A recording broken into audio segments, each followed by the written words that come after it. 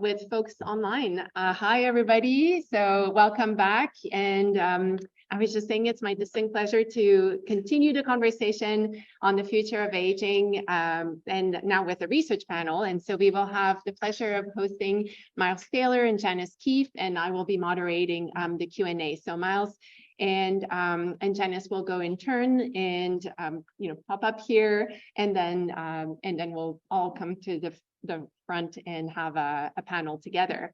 So first, Miles Taylor. She is not only a dear friend, that's just a bonus, but also from like PhD years. So you all are building connections that can actually last you for a couple of decades and counting.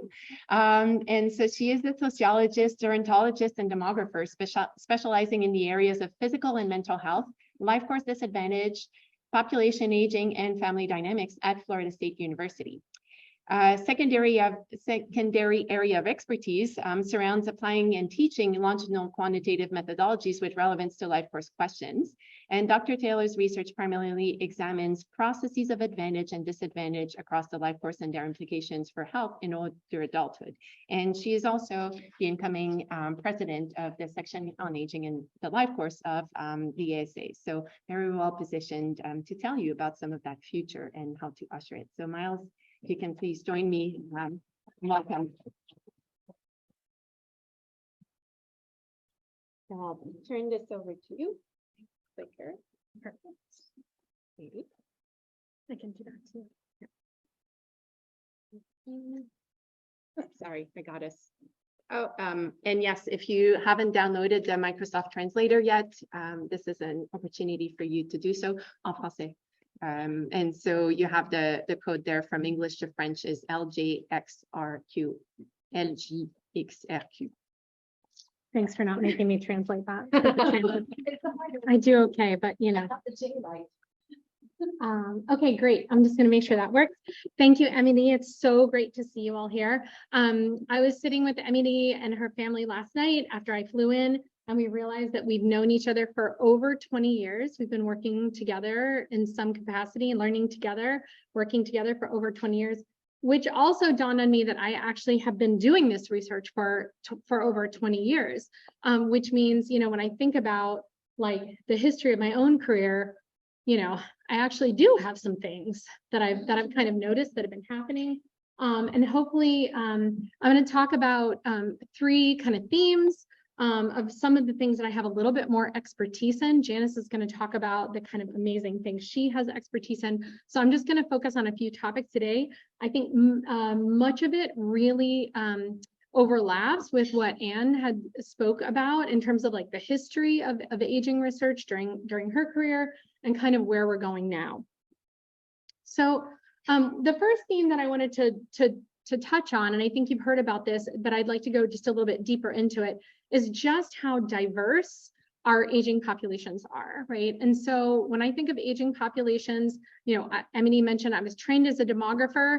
And so when people talk about population aging and they act like it's a big shocker, you know, those of us have been watching it, projecting it, waiting for it to happen, you know, we're like, yes, we knew this was coming, right? And so, I mean, so not only do we have this kind of large, older, aging population, we also have an aging population that is increasingly diversifying, right? And this is exciting. This is very, very exciting for those of us who do, you know, research on not only disparities, but on just differences in aging research, on the heterogeneity of aging populations. So I put a few statistics up here. Because I primarily do research in the United States, and much of my work on racial and health disparities is focused on the US, but also in Canada too. So some of these themes translate pretty well. So the United States is actually going to have a 217% increase in the minority older adult population. So this is racial and ethnic minority adults. In 30 years, right? So the United States is changing pretty rapidly, right? And Canada as well. Here in Canada, we focus a little bit more on like immigrant populations being a core, very important part of diversity in aging. and also the indigenous older populations, right? So one of the statistics that I came up with recently was that there was almost a doubling of indigenous older adults between, I believe it's been like the 1990s and today. So again, we're seeing this like increasing, like there's no one face of aging anymore. So there are a couple of reasons why this is happening, right? So one reason is just basic longevity, right? So we're all aging as populations, but the other thing that's happening to some degree is that there are certain groups, immigrant groups, racial and ethnic groups, et cetera, that are aging, they're gaining life years faster than kind of the majority population, right? So that's part of what we're seeing is we're seeing more older adults that are diverse, that maybe come from disadvantaged backgrounds or advantaged backgrounds, that are not kind of the majority, that are aging not only into later life, depending on whether you put that at 65 or 50 years old, but they're also gaining these years to some degree faster. And so it's really exciting because it means that we have this new kind of shape of what aging is and what aging processes need to look like and how we need to understand those. So some of this is also fueled by larger cohorts that are moving into countries, right, of immigrants. So in the United States, we've had a couple of different waves, large waves of like Latino or Hispanic migration patterns. And so that's led to kind of increasing diversity in the share of older adults. And what I've put up here is just a graph. You can't see it very well, but it's basically just different birth cohorts in Canada and showing the proportion of immigrant, right, of foreign-born individuals. And so this is kind of happening across our different contexts that they're growing, right? And so what we need to do is to be ready for this, right? There's no one size fits all model of aging anymore. There's no one kind of cultural universal experience of aging. And I think this touches on what Anne spoke about, but I think that more and more we need to think about who we're representing, right? And who are the voices that are coming to the table and speaking not only to our research, but also our policies. So another thing that's really been shifting also is the kind of understanding, the capturing, the measurement of LGBTQ+ populations, especially in not only the United States, but I understand in Canada as well. So one of the statistics that I'm showing up with today is that there will be 3 million LGBT older adults by 2030 in the United States. We're still a little bit behind on capturing, for example, transgender or sexual minority individuals. So it's a little bit harder for us to project, but we do know that number is growing, right? So this is part of the diversity, right? It's not just racial and ethnic composition, but also all different kinds of identities. One of the things that I wanted to mention is that at least in the US, I feel like we're getting better about capturing and counting different identities, especially those that have been traditionally or historically marginalized or discriminated against, right? And so this is part of it too, is that we're becoming more aware of a diverse aging lens. And so the kind of the takeaway point here is just that cultural, ethnic, and identity diversity is increasing and kind of in both of our contexts. Sure. Okay. So why is this important, right? So I can give you the demographic spiel, but why do we have to care, right? So I'm a disparities researcher. I study health disparities and I study them from, even though I consider myself a card-carrying gerontologist, I study a lot of life course health disparities, right? So looking at things that shape our aging experiences. And with the diversity of aging experiences, for people who study health equity like me, for people who get out of bed in the morning because we're interested in showcasing and describing and shining a light on equity and potential for equity, this diverse aging experience gives us a really great opportunity to focus on equity, right? As a wake-up call, as a charge. So that's really exciting to someone like me. So much of my work individually in the last 2 decades has been on understanding racial and health disparities in later life and some of the underlying factors. And I would say that, you know, I study health and well-being to some degree, but there's so many opportunities and there's so many emerging focuses that maybe 20 or 30 years ago, we never would have thought would be kind of where we are in the kind of core issues involving research. So for example, I'm involved with some really amazing colleagues and scholars who are doing work on aging with HIV, right? 30 or 40 years ago, we never would have thought we'd be, focusing so much on this amazing life extension among those people who have HIV and what it's like to age into later life, throughout later life with HIV. And so this is just kind of one example of how we're studying disparities is changing because we have such a diverse group of older adults now. I also think that, there has been a shifting focus on diverse needs and divergent needs, and also divergent experiences with aging.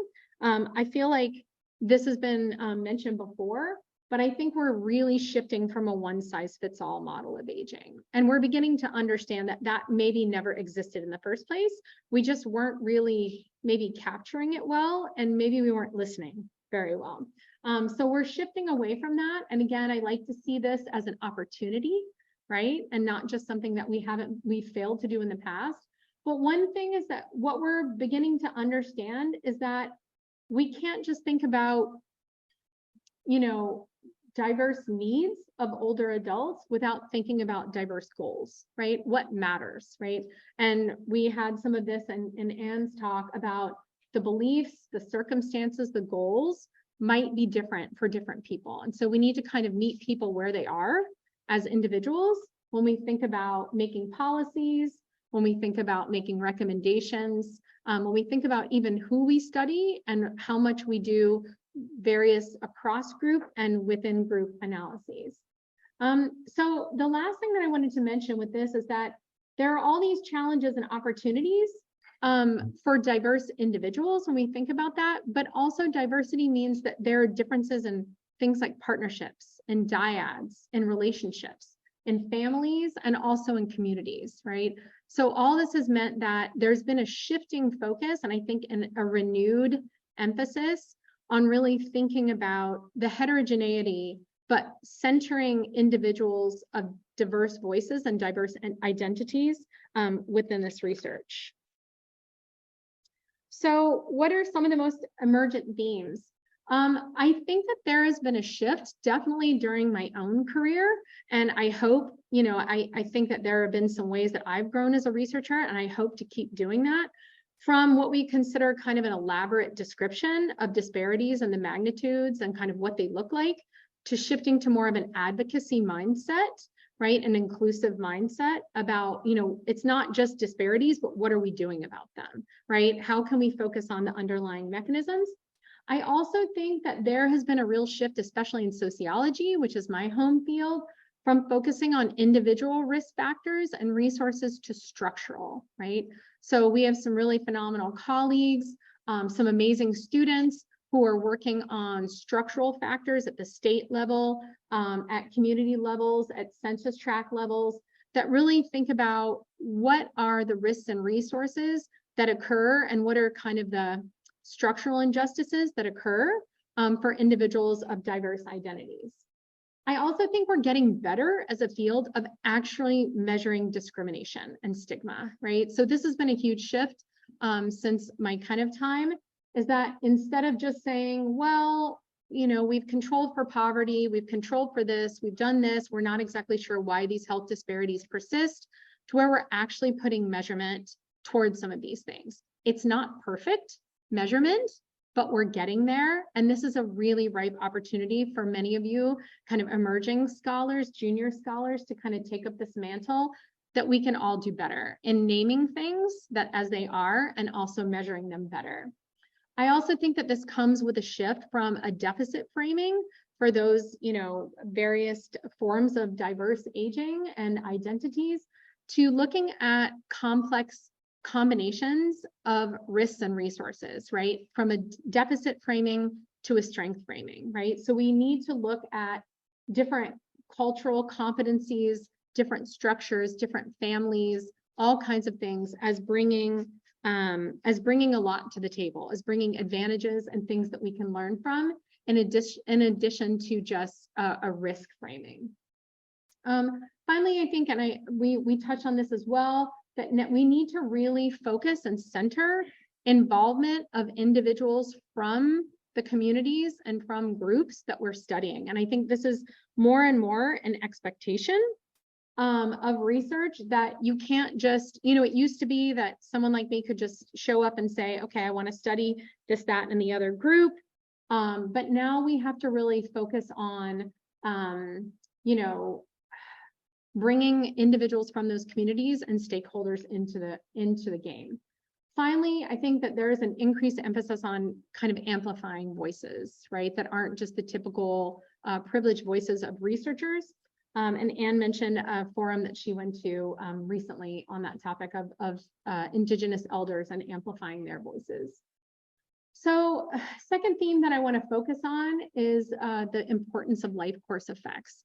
I mentioned that I'm a life course scholar, and there have been so many things that I feel like I've seen throughout my career and my time, where now all of a sudden it's kind of a given that life course effects matter, right? So we see kind of these images that are really kind of universal now, of understanding like how it is that life expectancy increased so much over time. A lot of it was things that happen young in our lives, early in our life courses.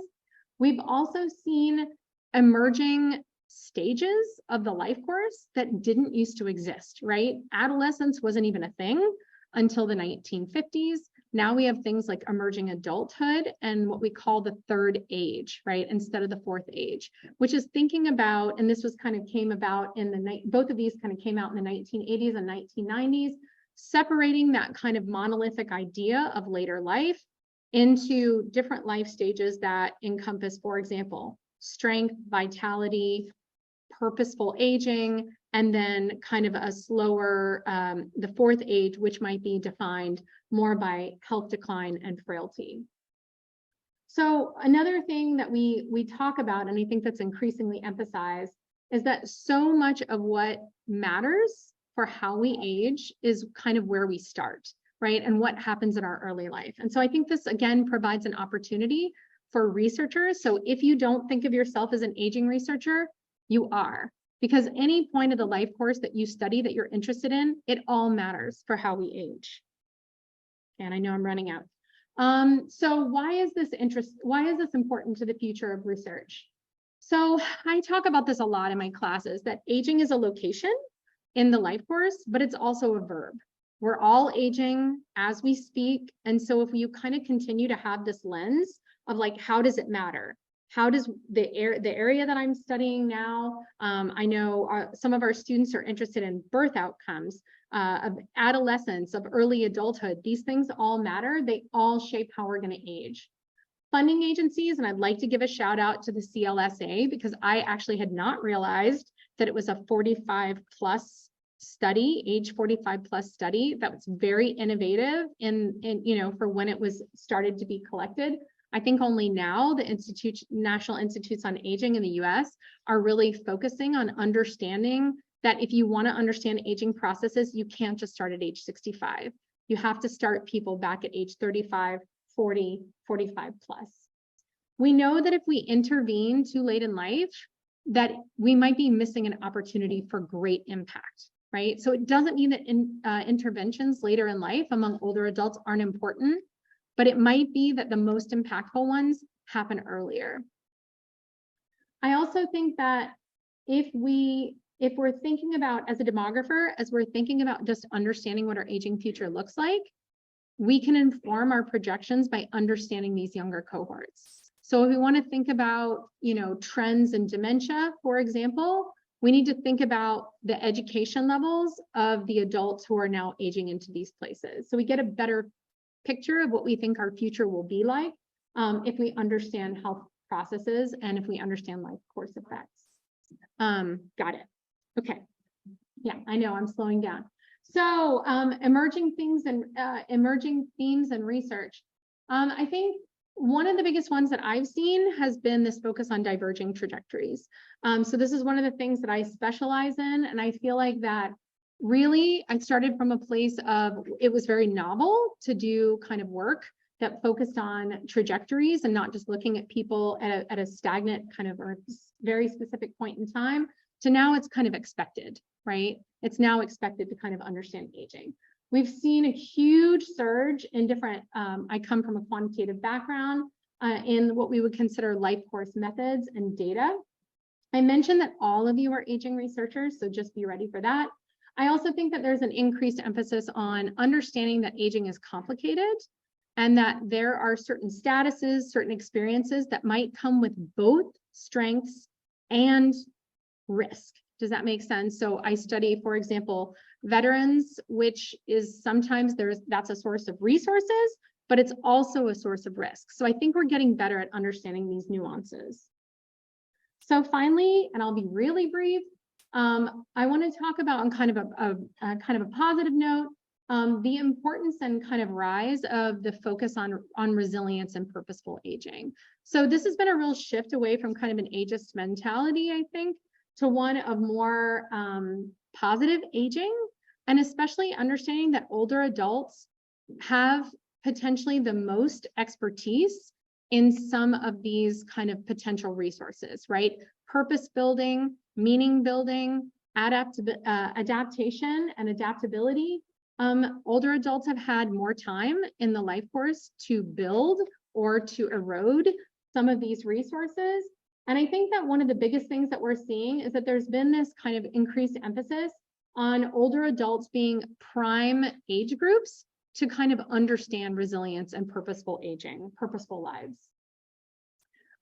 We did have mentioned this kind of focus on loneliness and isolation. This is a report from the US Surgeon General just this year on the importance of loneliness and isolation. Well, of course, these things are kind of the flip side of that, right? Resilience, purposeful aging, they kind of fight against all of these things. So I think one of the things we're seeing is that these positive resources, positive behaviors are increasingly viewed as very highly connected to health, right? In some ways that might be larger in magnitude than health behaviors or interventions that are typical that we might fund. So we're beginning to understand.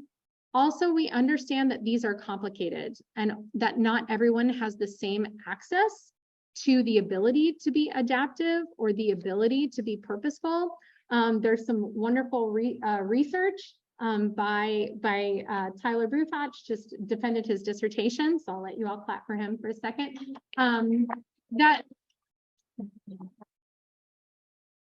That looked at some of the disparities and the differences and basically like what kind of resources and supports do we need in order to help people become more resilient, in order to help them shape purposeful aging and resilient aging. So finally, I think that there's been a huge focus on policies, like what can we do? What can we do at structural levels to help people be adaptive? Because bad things will happen, right? To some of us more than others, depending on our social locations, but there are things that we can do to support people to be able to recover or adapt.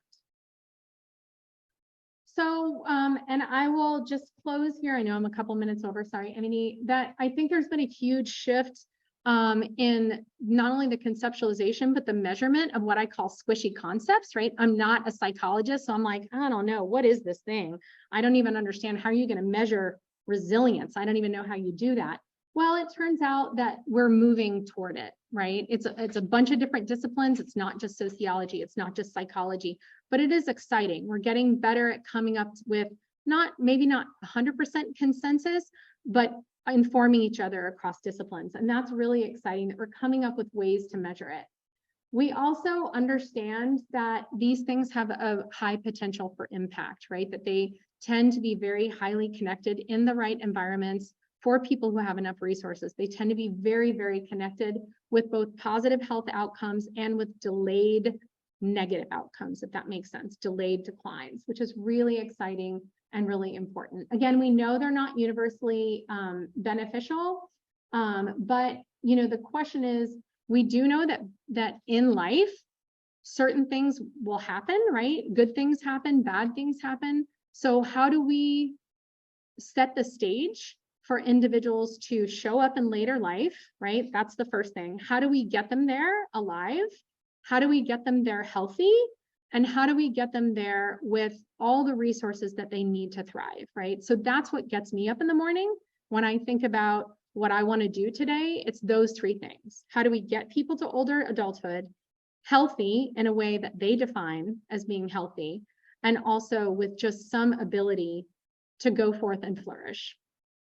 So again, I think the last thing, just to wrap this up, is just to show that I think more and more we're beginning to understand, maybe not just combat ageism and to respect what we think of as wisdom, but also to think of older adults as experts, as having expertise in things that are, beginning to really become recognized as very important and powerful resources, right? Both internal and as adaptive strategies, things that are very agentic processes, behaviors that people undertake, whether it's volunteering, whether it's connecting to others, whether it's, meaning making in their own lives or psychological resources. But these are some of the things that I think are the future. And I hope that, you all, as you go forth and you think about your own research, your own careers, your own advocacy, that you'll think about not only, what we can do to promote health equity, but all of the amazing things that aging provides, right? Aging populations, and as we age, that they provide a tremendous opportunity for societies, for communities, and for families and each other. Thanks.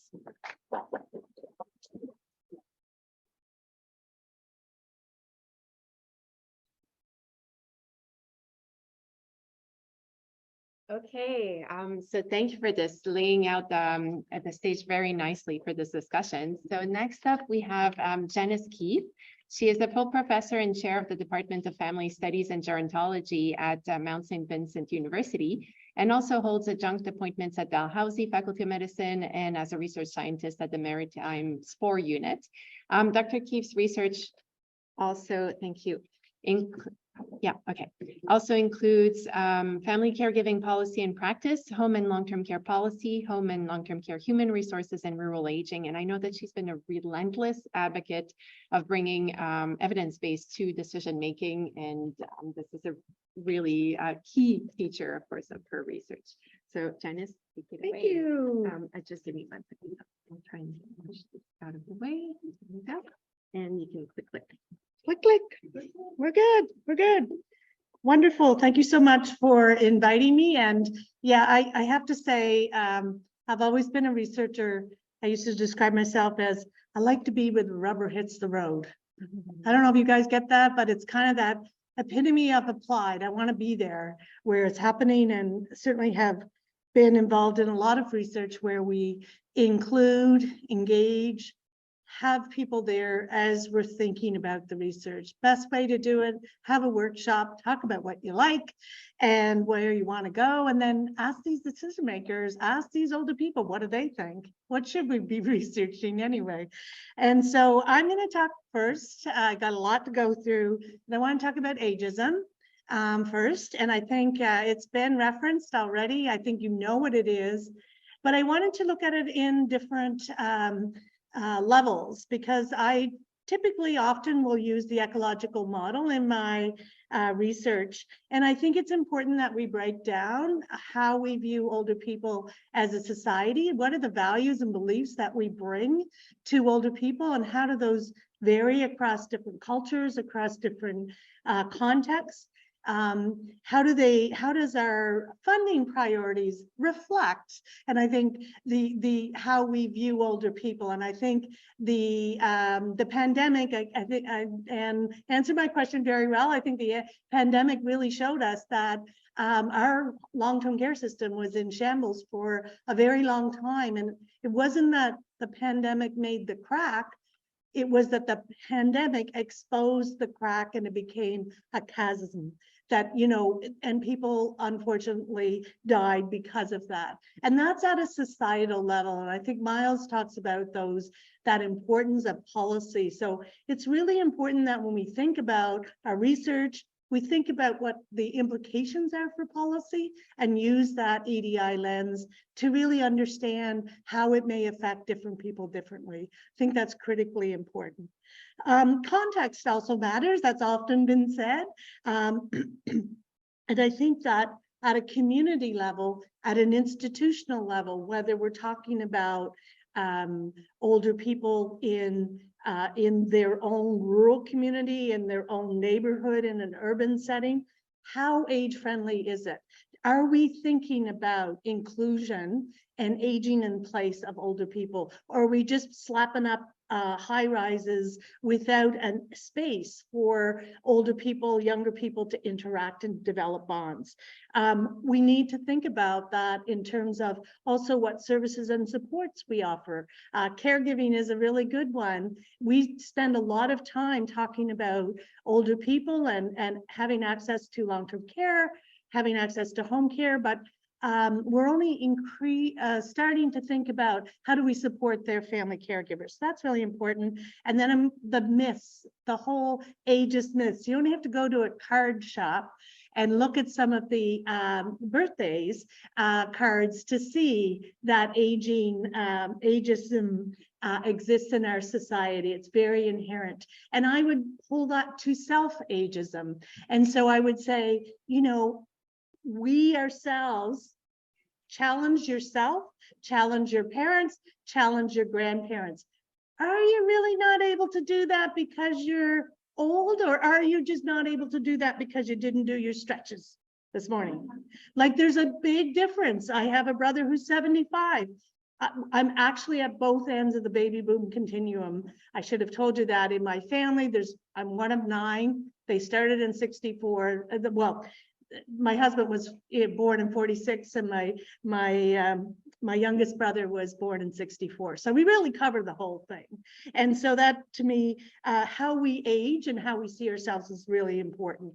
And so we certainly know that the ageism is all around us, that in fact, we saw people, the way we terminology, oldest old, just to point that out, longer living older adults, or and what's politically correct, but we do need to move away from such terms as the elderly, calling everyone 60 plus the elderly. And I think there are more and more examples of that we need to identify. We do know, as was mentioned earlier, during the pandemic, wave 1, most of the people in Canada who died were actually in a long-term care system. We know that politicians, even our own Alberta Premier at the time, Jason Kenney, felt or made an expression in the newspaper, you can look it up, about the value of older persons' lives. You know, maybe they should volunteer to die so that our economy can be saved. We certainly know many instances of lumping everyone into that 65 plus and not recognizing the diversity. That's a form of ageism. But should we focus then on the value of older people to society? We rarely do that.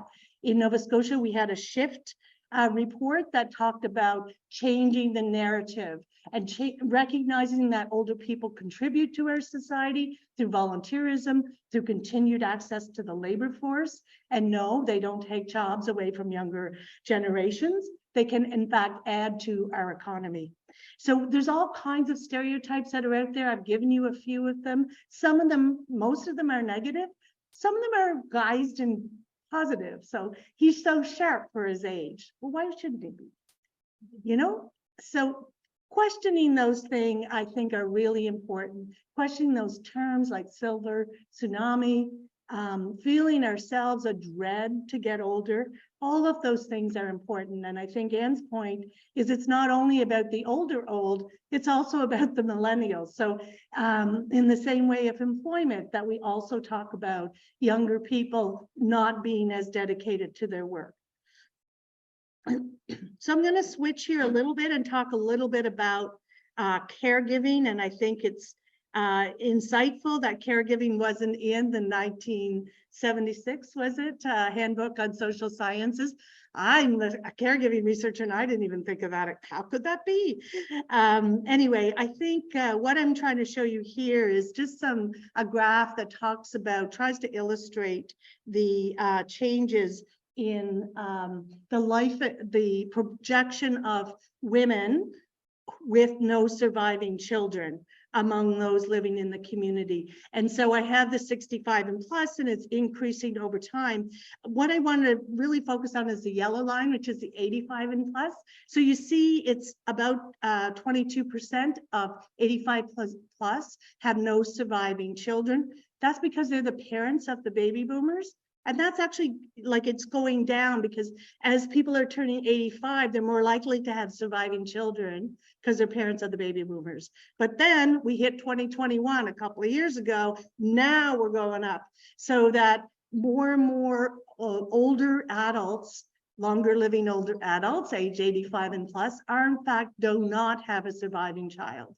We know that as our age and life expectancy happens, we have a narrowing of women and men in life expectancy. So we will have more older spouses that both may need care in the future. So these are some of the demographics that I think point to some of the challenges around caregiving, the expectation that our society has right now around there will be caregivers, families available to provide care to this older population. This is not true, it's a fallacy. And so this is a graph again with the same group of demographers, Yves Carrière and Jacques Lagaré at the Université de Montréal in demography. And what we did look at as well was looking at the proportion of older people, 65 and older, who needed help. So you can see from here that in fact, we are the big thing to take home, first of all, is that most people 65 and older do not need help. In fact, they are helping other older people, they're helping with their grandchildren, there are all kinds of roles and contributing factors that they're providing funding for some of their children to go to university, buy their new home, et cetera, et cetera. And so what this slide is showing is over time that from 2006 to 2031, the number of people though needing help is going to increase from about 1 million individuals to about 2.5 million. But what's also important is with the decrease in the number of informal caregivers, there will be a need for more formal care providers and for more assistance to be both from family, but also from the service provider. Then bring on the pandemic and what happened in the crisis in long-term care. Because health human resources is one of our huge factors, crises at the moment in our country and globally. So we know that we're going to need more workers, and as was pointed out, that this just didn't happen overnight. I think that it's been here for a long period of time. We've known about this. I don't have a lovely story like Anne. I was in my undergrad at UPI in 1982, and I did a paper on demography and sociology, and I went, holy moly, it was like 8% of the population is going to be 65 and over. It's going to be 25%. Surely I can get a job.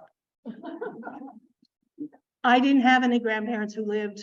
They all died. I was, remember, the youngest of or second youngest of 9. So they so this is a really important factor to me, that we've had a lot of time to be able to prepare for this, and I think we're not really making it. We've been talking about it for a very long time, and it's taking a very long time for things to actually create change. And I think there's a huge issue in that around the Royal Society report that Anne had mentioned from the beginning of the pandemic in 2020 around restoring trust, the future of long-term care in Canada. We're really lamenting the title, Restoring Trust. We're really thinking about it now is this a human rights issue? Is it something that we're assuming that these individuals who live in long-term care aren't really human? They don't really deserve our focus, our priority and funding?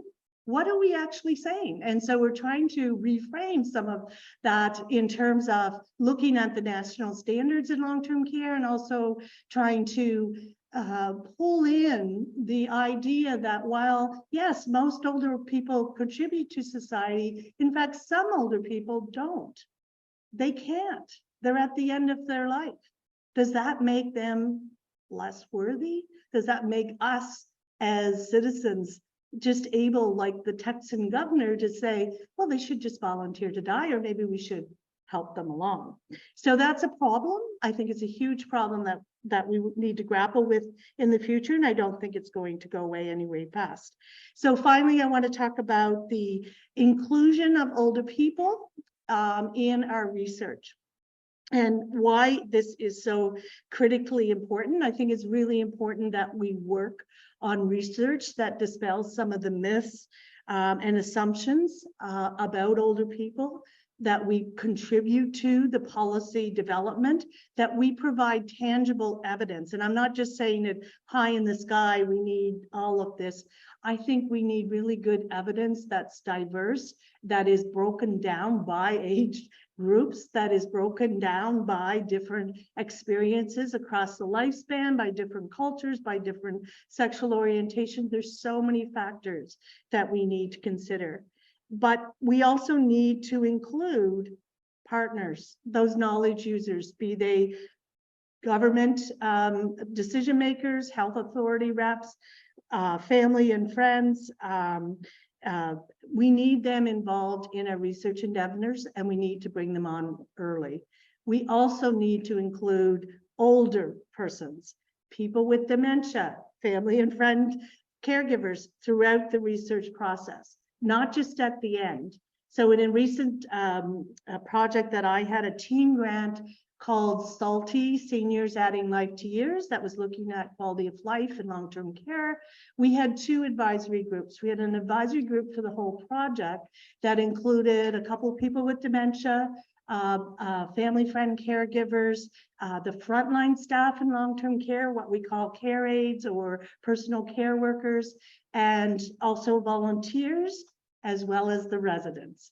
And it was really important to hear from them and have them included. In fact, one of the persons with the dementia and our family caregiver, who both chaired the committee at different points in time, had come to us to help to write the proposal. So not just come together as a advisory committee and, ooh, am I over? I have a little time. Oh, jeepers. I just, oh, whoa, stop. That's my timer. It's like, I don't know. She's giving me more time. You said I'm concluding, so it's like- Yeah, okay. I didn't see the black thing. I was waiting for it. Finally, okay. Oh God, don't ever let me do that. I'm looking for it. I think it's really important too that we engage students so that you see how we as researchers or your supervisors engage those individuals and give them that authentic inclusion. This is my last slide. Okay. So basically what I'm saying to you, let's change the narrative. Let's see aging society as an untapped resource. There's a lot of things we can benefit from in older people. Let's address some of these ageist policies and practices, and let's take a lens of justice in order to help that happen, and let's make changes that benefit older people all across the life course. And with that, we need to authentically include older people in our research and policy decisions so that they have active and ongoing participation in decision-making. We're just finishing an edited book where we have 5 of those members of our advisory committee are writing chapters to help others understand how we can better include them in our society, in our research. We made mistakes. I'm not saying we have a case, and I think it's really important to hear from them about how to improve their participation. So I think what I'm trying to end with here is valuing older people and recognizing that their voice is as important as the researchers and the policymakers. We really do need to listen to them. Thank you.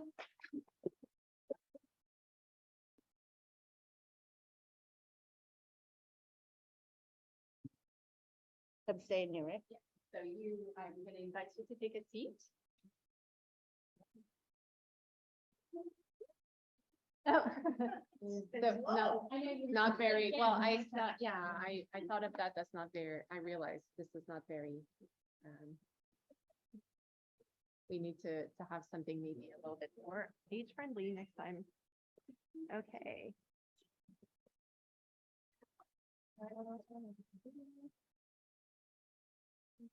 While you're doing it, I just want to say how much we complimented Anne's presentation. Yes, we really. Yeah. Like we planned it. Yeah, but we didn't have her slides, so there were a lot of the key points I think we were able to connect in with, so that's really nice.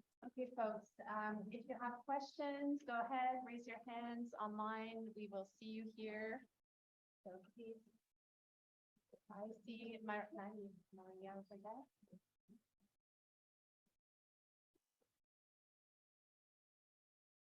Bringing the microphone. Thank you so much, both Miles and Dennis, for your contribution today. It was so insightful. And one of the questions I have for you is that these are themes of incorporating advocacy and justice as part of your research directives. And one of the things that comes to mind is when I first started in my PhD program, I was told that your research needs to be value-free. So value-related research is not a legitimate way to go. And so I kind of wanted to get your take on how do we counteract some of these pre-existing concepts that exist in academia, and what should we do with young researchers? Is any research value-free? Oh, sorry. I mean, what we decide to research is often based on our own interests, experiences, even as quantitative researchers. I mean, I think qualitative researchers have a really more authentic approach to, as Anne had started off with, around reflecting on her, where she comes from and how that may shape her questions, etc. So I guess I would respectfully disagree. But I also think that we have to provide good evidence, and it's important that we don't, research isn't just giving our opinion. So during the pandemic, when I was unable to kind of move very far, I started writing op-eds. I wrote, I think, 10 of them. And that's a very different way of writing, because it's just your opinion, right? And that there's a place for that, not necessarily in academia. That's how I would differentiate. Sure, yeah, I think. Is this working? Yeah. Even though it's a red light. Okay, so I would say that very much like what you're talking about, I was trained to be very objective. I'm trained as a quantitative researcher, as a demographer. So it was like, numbers don't lie.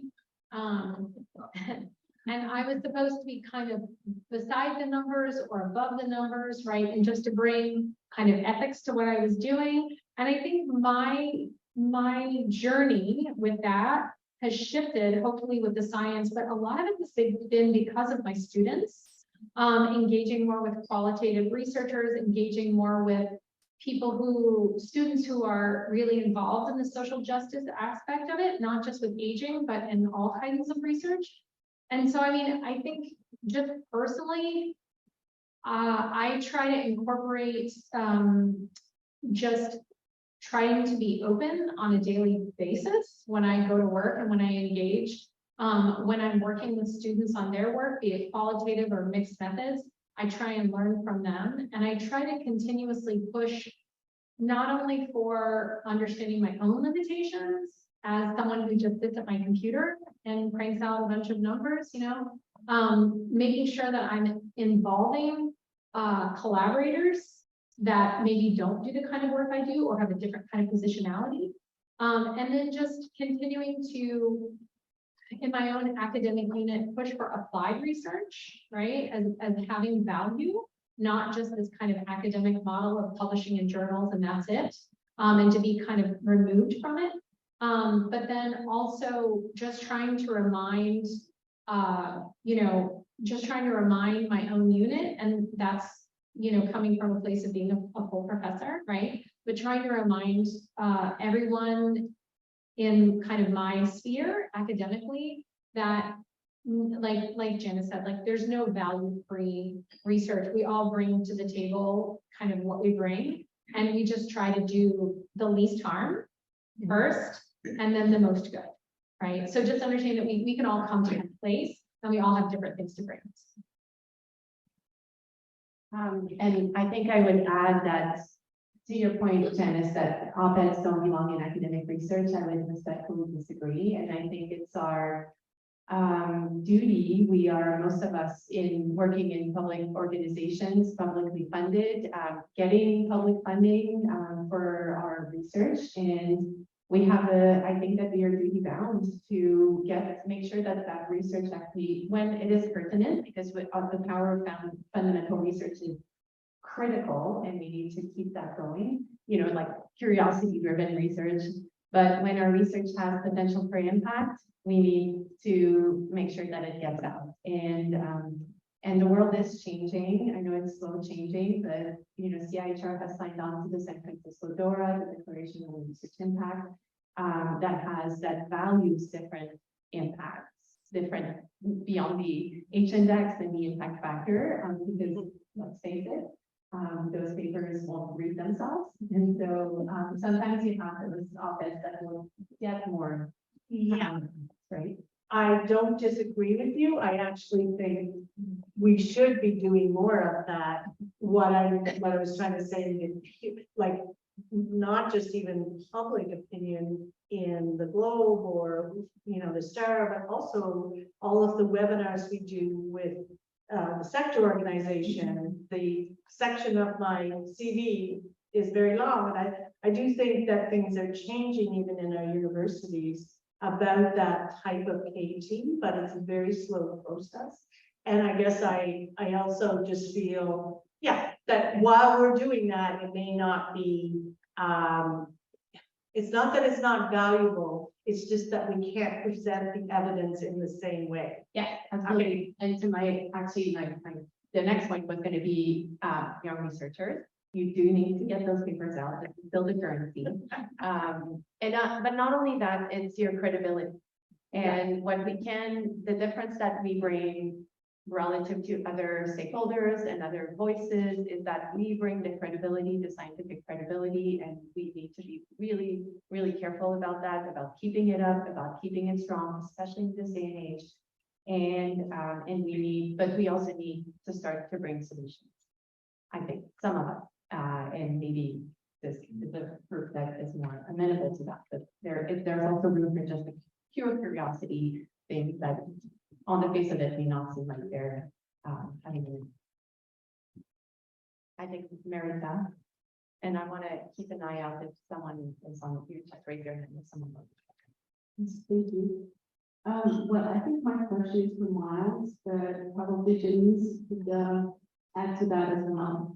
I found it not striking, but there was a sentence in Miles' presentation that says, oldest adults as important resource, like this shift into how society perceives an aging population, the dependency versus the positive aspect of what is group of people bring, what benefits they bring to society. And I'm also connecting this to the time of COVID. Remember when we were seeing the numbers of how many deaths per day, there was a lot of ageism there. It's like the weight on the older was less sensitive, and we were always kind of, or at least media, put a lot of attention to the numbers and the age of younger people that were losing life as opposed to older people that were losing life.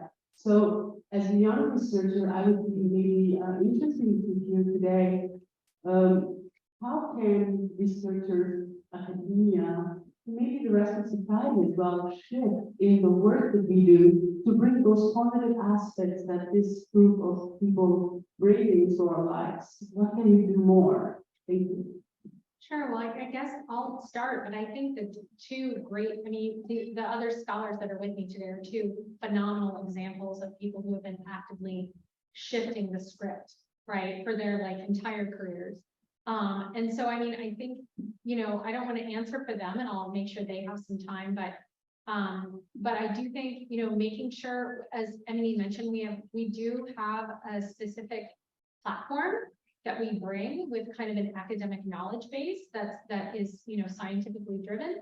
And so making sure that we challenge ourselves to make sure we're putting out like this chart that you have, this phenomenal figure that you had, Janice, of showing, you know, she could have just reported, oh, well, look, the dependency, the numbers that will be dependent of these kind of longest lived older adults are going to increase. You know, that could have been the whole story. But the first thing she reported was most people don't need any help. And not only that, they are providing a phenomenal amount of unpaid care, right, to the people who need it. So that was growing too, right? We have this sector of maybe 65 plus, or it was maybe 50 plus, that were also, you know, aging into this maybe life stage where they might have a bit more free time. They might not have dependent like children, for example, in the house.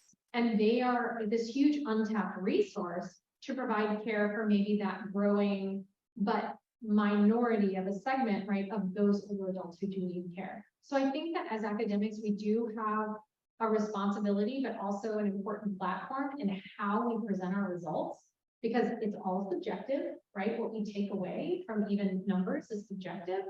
And then I think too, just my own research, you know, I've been shifting away from trying to think about, I still think it's very important to highlight disparities, but just shifting the narrative to more of an opportunity for equity.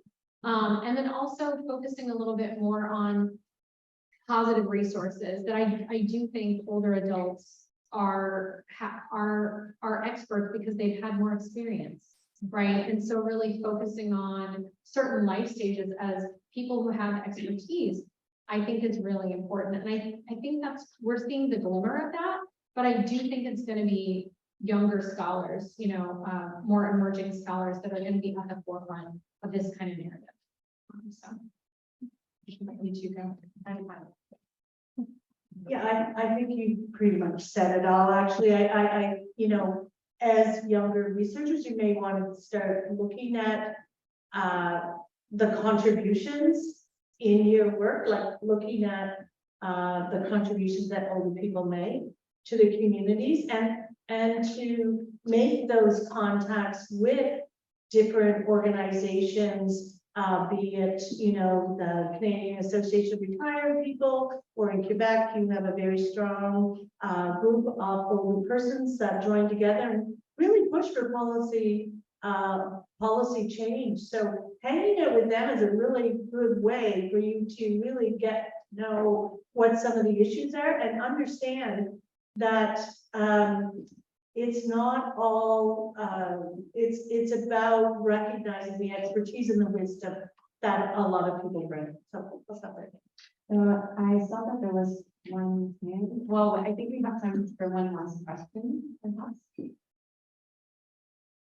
Hi, I was just curious, how do you see the relationship of the life course perspective and sort of projecting research to what you were both talking about in terms of research on meaning making economic justice.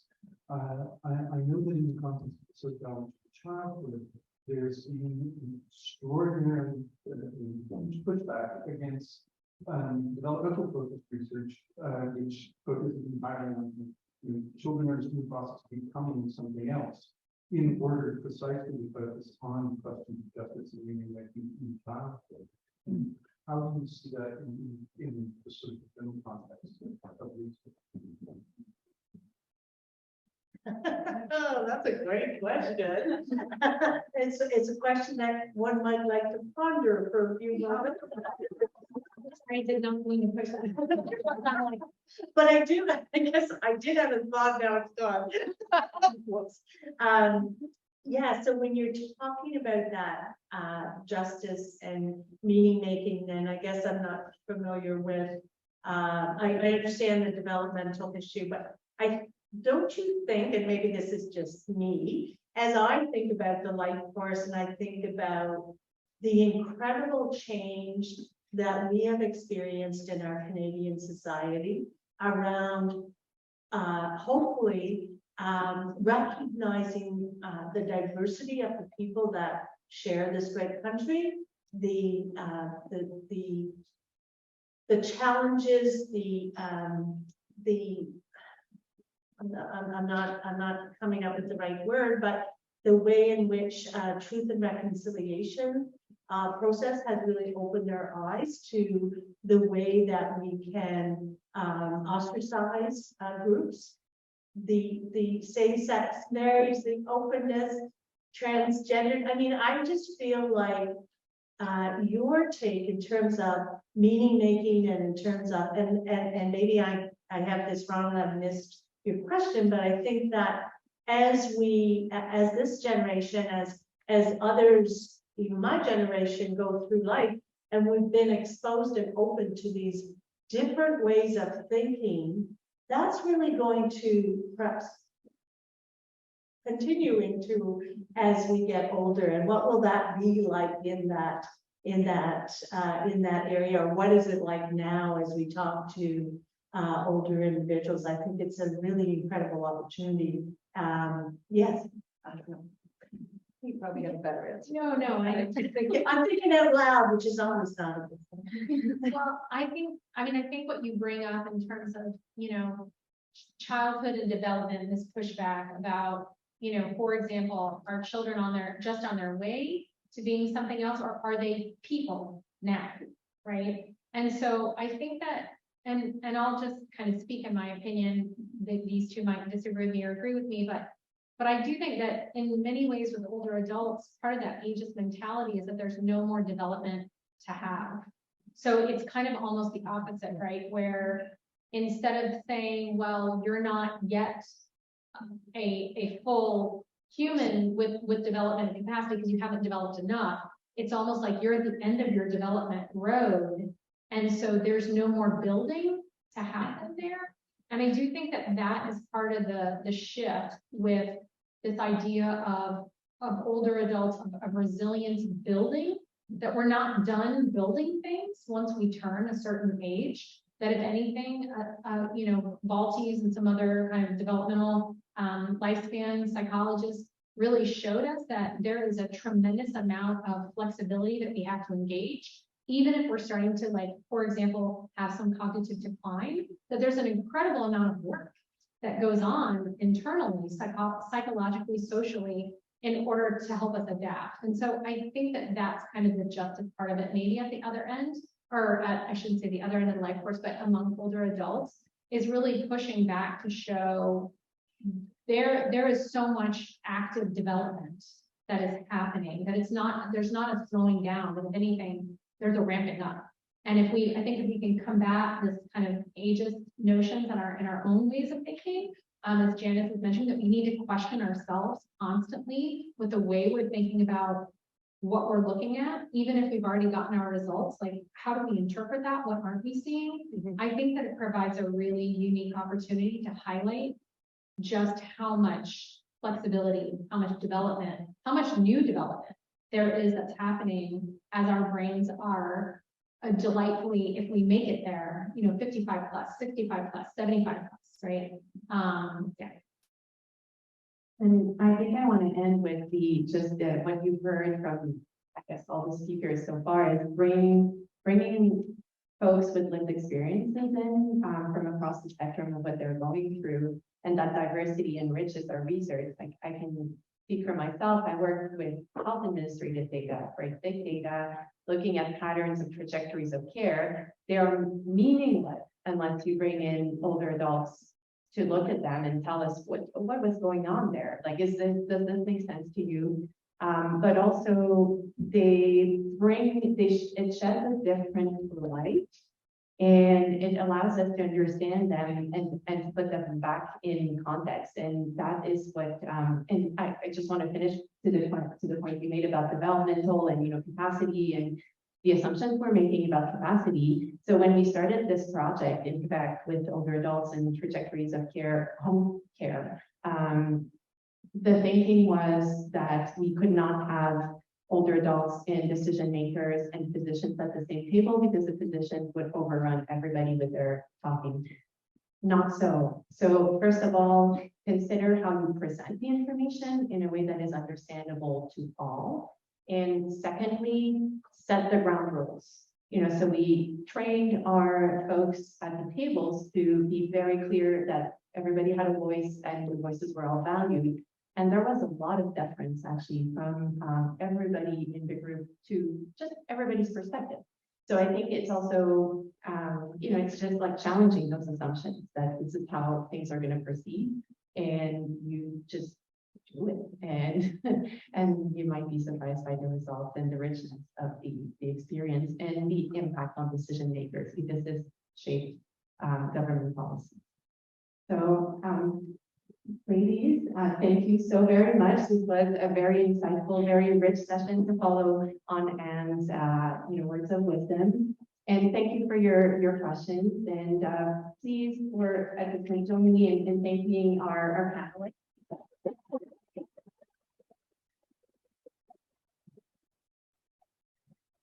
And thank you for joining us. We're at the point of the day where we close off the fully public session. So now we're gonna, in the next few phases, but please stay with us for the cocktail.